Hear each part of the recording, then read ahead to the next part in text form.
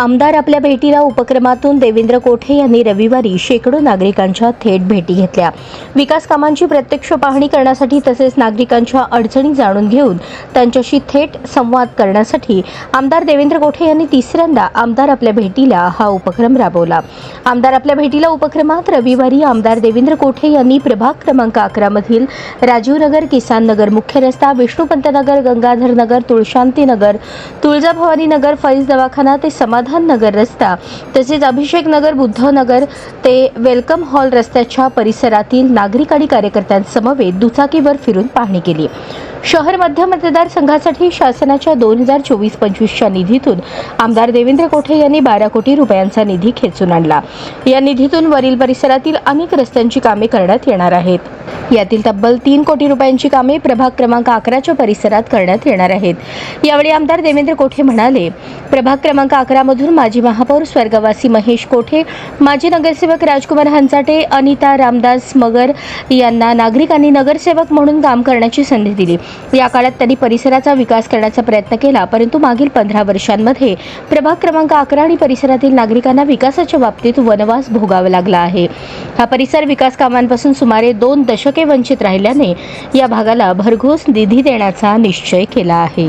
प्रभाग क्रमांक 11 मधील आमदार आपल्या भेटीला या उपक्रमात अंतर्गत आपण प्रभागातील राजू नगर असेल, किसान नगर असेल या सगळ्या परिसरातील नागरिकांची भेटी घेऊन या भागातल्या ज्या समस्या आहेत त्या समजून घेतलेल्या आहेत। आपण विधानसभेला भरभरून असं मला मतदान करून या ठिकाणी आमदार म्हणून काम करण्याची संधी दिली, याबद्दल प्रथमतः मी आपल्या सगळ्यांचा आभार मानतो। मागच्या 15 ते 20 वर्षापासून या भागाने वनवास भोगलेला आहे। या भागातील अनेक कामं, विकास कामे वंचित होती, परंतु आमदार म्हणून निवडून आल्यानंतर मी निश्चय केला की या भागाला सर्वाधिक निधी द्यायचा।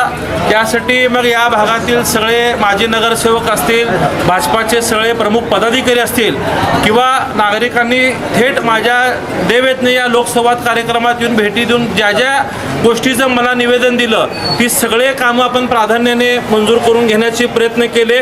24-25 या वर्षात जवळपास 12 कोटी रुपयाचा बोनस निधी मला मुख्यमंत्री देवेंद्र फडणवीस साहेब व पालकमंत्री जयकुमार गोरे साहेबांच्या माध्यमातून मिळाल्यानंतरनं जवळपास या प्रभाग 11ला आपण 3 ते 3.5 कोटी रुपयाची निधीची तरतूद केलेली आहे। यात ही सगळे मोठे रस्ते मंजूर झालेले आहेत। आपल्या या महादेव मंदिरापर्यंत येणारा रस्ता देखील आपण मंजूर केलेला आहे। याच्या व्यतिरिक्त आणखीन काही जे काय कामं आपल्या माध्यमातून सुचवली जातील ते येणाऱ्या चालू वर्षाच्या बजेटमध्ये घेण्याचा आपण निश्चितच प्रयत्न करूयात। तुम्ही सगळे नागरिक सुजाण आहात, ज्या गोष्टीचं प्राधान्यक्रम असायला हवं ती कामे आपण प्राधान्याने सुचवावी, त्या प्राधान्यक्रमाने आपण ती पूर्ण करून देण्याची जबाबदारी तुमचा हक्काचा आमदार म्हणून माझी असेल हा विश्वास आपल्याला देतो।